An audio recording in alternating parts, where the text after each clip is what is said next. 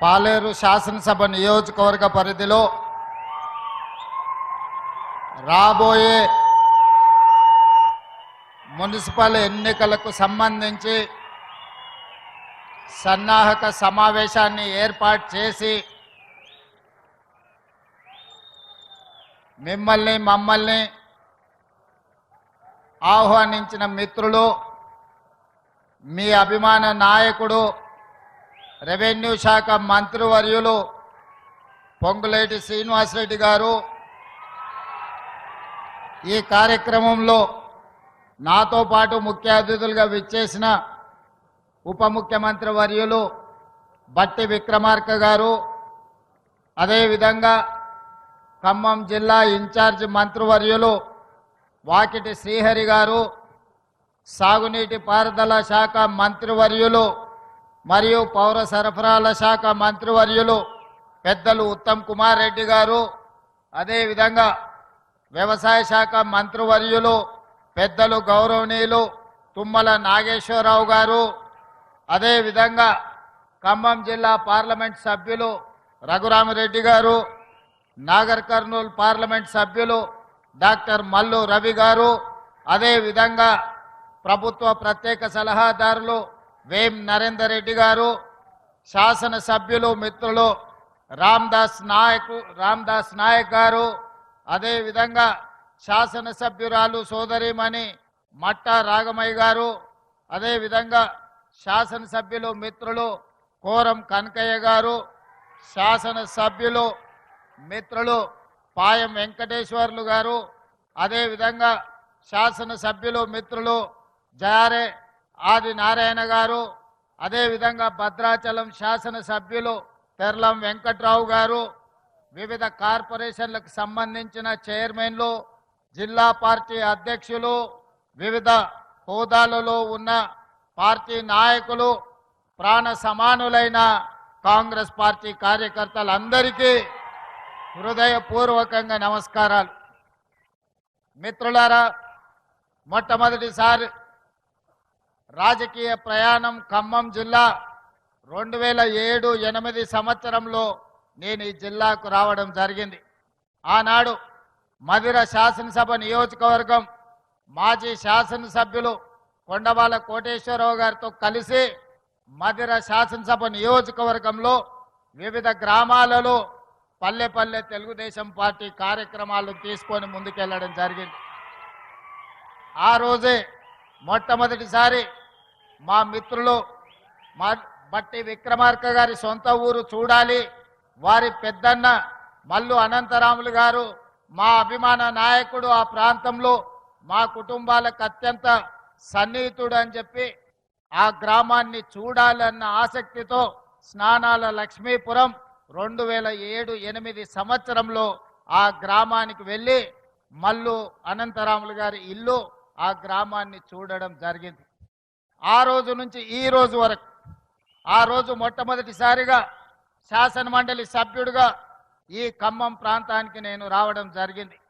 ఆ రోజు నుంచి ఈ రోజు వరకు దాదాపుగా 19-20 సంవత్సరాలలో ఏ రోజు కూడా ఈ ఖమ్మం జిల్లాకు ఏ కార్యక్రమాలలో వచ్చినా మీరు మనసు నిండుగా ఆశీర్వదించి మీ గుండెల నిండా అభిమానాన్ని ప్రదర్శించి శాసన మండలి సభ్యుడి నుంచి తెలంగాణ రాష్ట్ర ముఖ్యమంత్రిగా బాధ్యతలు చేపట్టే వరకు ఖమ్మం జిల్లా ప్రజలు నిండు మనసుతో ఆశీర్వదించి ఈరోజు ముఖ్యమంత్రి స్థాయికి ఎదగడానికి మీరందరూ అండగా నిలబడ్డందుకు మనస్ఫూర్తిగా మీ అందరికీ ధన్యవాదాలు తెలియజేస్తున్న మిత్రులారా.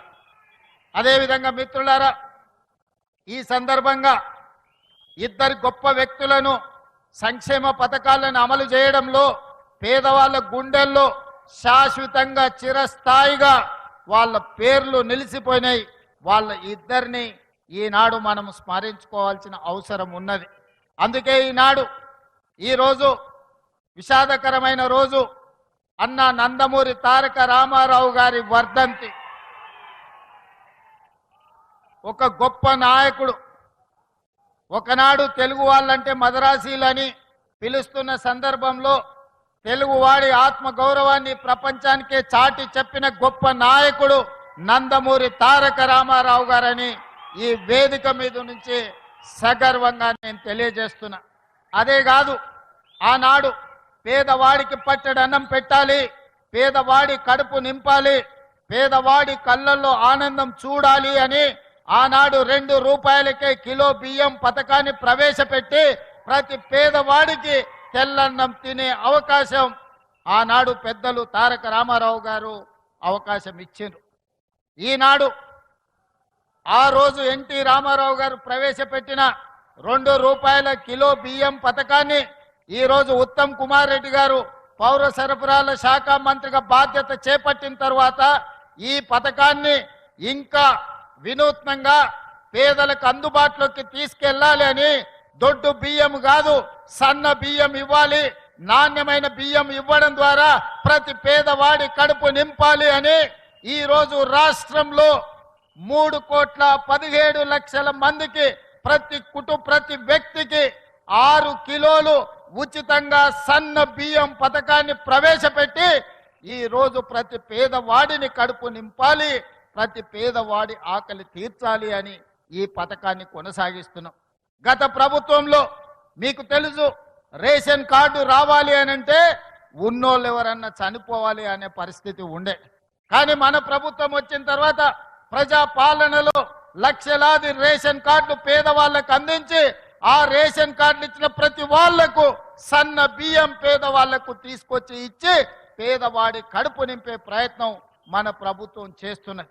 ఈ వేదిక మీద నుంచి పెద్దలు ఉత్తమ్ కుమార్ రెడ్డి గారికి నేను సూచన చేస్తున్నా, ఇంకా ఎవరైనా తెలంగాణ రాష్ట్ర నలుమూలలో రేషన్ కార్డు రాని వాళ్ళు ఎవరున్నా ప్రతి పేదవాడికి రేషన్ కార్డు ఇవ్వండి, రేషన్ కార్డు ఇచ్చిన ప్రతి వాడికి సన్న బియ్యం ఇవ్వండి. పేదవాడిని ఆకలి తీర్చడమే మన లక్ష్యము. ఇదే నందమూరి తారక రామారావు గారికి ఘనమైన నివాళి అని నేను ఈ సందర్భంగా చెప్తున్నా. అదేవిధంగా మిత్రులారా, ఈ తెలంగాణ రాష్ట్రంలో నందమూరి తారక రామారావు గారికి అభిమానులు ఉన్నారు, నారా చంద్రబాబు నాయుడు గారికి సహచరులు అనుచరులు ఉన్నారు. వాళ్ళందరికీ నా విజ్ఞప్తి ఒక్కటే, ఈ తెలంగాణ రాష్ట్రంలో తెలుగుదేశం ఉండొద్దని కక్ష గట్టి ఆ పార్టీ నాయకత్వాన్ని దెబ్బతీసిన చంద్రశేఖరరావును బీఆర్ఎస్ ను సమూలంగా 100 మీటర్ల గోతి తీసి పాతి పెట్టినప్పుడే బీఆర్ఎస్ వాళ్ళు గద్దెలు దిగాలి, ఊర్లలో బీఆర్ఎస్ దిమ్మలు కూలాలి.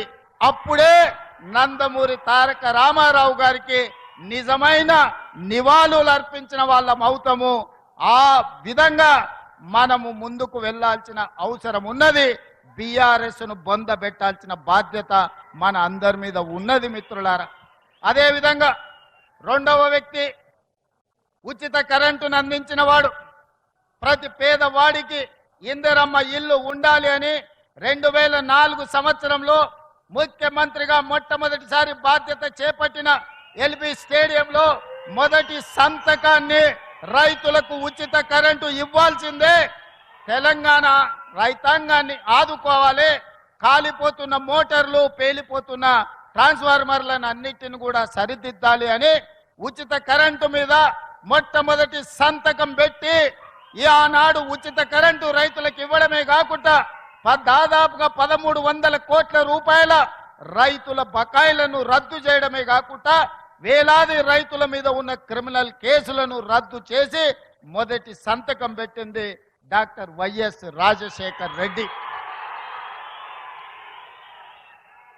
వారి స్ఫూర్తిగా ఆనాడు 7 గంటలు ఉచిత కరెంటుతో ప్రారంభమై ఈనాడు పేదలకు రైతులకు 24 గంటల వ్యవసాయానికి ఉచిత విద్యుత్తును ఇవ్వడమే కాకుండా ఈనాడు మిత్రులు బట్టి విక్రమార్క గారి శాఖలో ప్రతి పేదవాడి ఇంటికి 200 యూనిట్లు ఉచితంగా కరెంటు ఇవ్వాలని 52 లక్షల పేదల కుటుంబానికి 200 యూనిట్లు ఉచిత కరెంటు, ఈ రోజు 30 లక్షల పంపు సెట్లకు 24 గంటల ఉచిత కరెంటును